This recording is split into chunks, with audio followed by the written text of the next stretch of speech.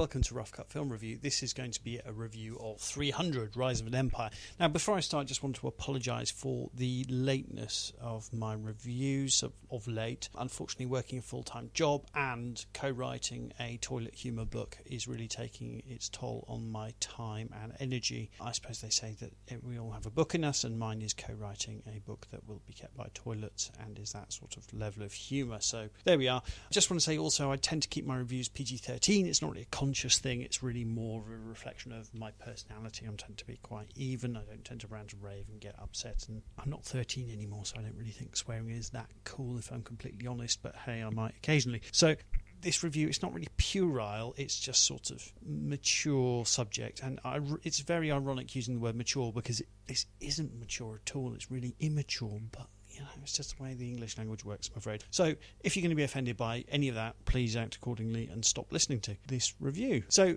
300, Rise of an Empire. I really wanted to give this film a fair go and ignore any historical inaccuracies. I'm a big history fan, so any inaccuracies, inconsistencies, I just wanted to one side and just enjoy the film for what it is, which is a Hollywood blockbuster, action-packed, spectacular sort of film. But very, very sadly, mistakes right from the get-go yanked me out of the moment and just repeatedly would not let me forget that this film is designed for American audiences, and I don't mean that necessarily disparagingly, I mean a certain segment of American audiences, and it's really embarrassing. In fact, it's so far past embarrassing, it's frightening. This film is very confusing, but most importantly, it's confused. So we start off with the film opens the Battle of Marathon. This is, of course, the famous Athenian victory, where the Athenian hoplites at the beginning of the film are just running pell-mell into the Persians, and then they fight as individuals, and they're doing all this sort of kung fu dancing, styly fighting, and missing the point so badly, and you're taking one of the most interesting stories of all history, and you're just sort of going, no, that's not interesting enough, that's not exciting enough, we've got to sex it up a bit, and sex it up, do they ever? It's just so stupid, and it's very difficult to get around quite how stupid it is. I think the only people really that have any chance of ignoring the stupidity of this film and the filmmakers in general here are the pot-smoking Xbox losers that and I used to play Halo 2 over Xbox Live on the original Xbox, so it's, boy am I feeling old, and they used to casually call you a fag over Xbox Live, which means a gay person if you're not parlay with the wankers. They are the target audience of this film without a shadow of a doubt, because nobody else will stomach the nonsense without feeling really dirty and really bad about themselves. So on we go. What was interesting about 300, the first one I mean, other than its startling homophobia and lack of self-awareness, was at times the stylised nature of the film sort of looked arresting vaguely, and Gerard Butler, who always turns everything up to 11 anyway, so this role, actually the role of Leonidas, sort of suited him because he's just Leonidas anyway. He's a really shouty, angry Scotsman, so hey, let's make him a loud, angry Spartan. But beyond that, it was sort of an odd piece really, and there's two very faint praises. It's interesting in the second one that some of the lesser actors, Gerard Butler, he's become such a superstar, but still he is, to a certain audience, he is a Hollywood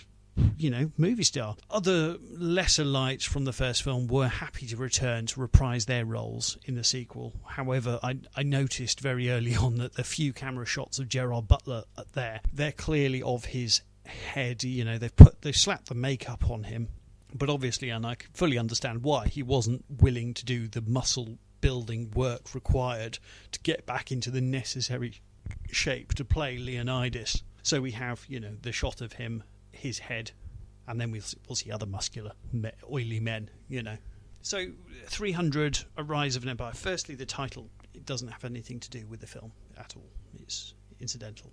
That doesn't explain what's happening. Now, they obviously don't have the budget of the first film, and yet they feel the need to take the first film and really run with it, and really turn everything up to 11, as Gerard Butler would do if he were more prominently displayed here. So what they've had to do is find ways to make cuts, financial cuts to the budget, but they still need to sort of make it seem like they've turned everything up. So it's a bit of a dilemma they've got here.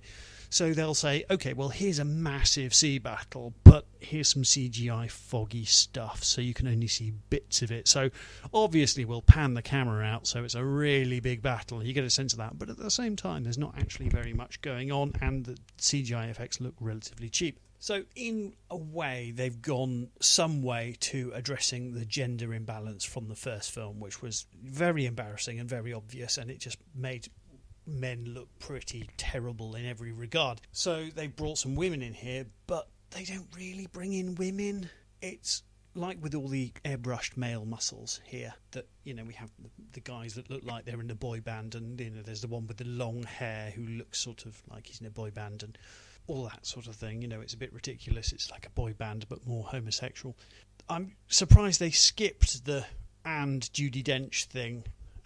So, you know, I could imagine in this film, as they did with the Chronicles of Riddick, you could have Judi Dench as the one bringing gravitas. They haven't bothered with that, so instead they've brought in some hotties. So the way the filmmakers think of strong female characters is to give sexy women the dialogue of a muscular, shouting and sexually confused man. So that means we have women saying horrible, borderline offensive things.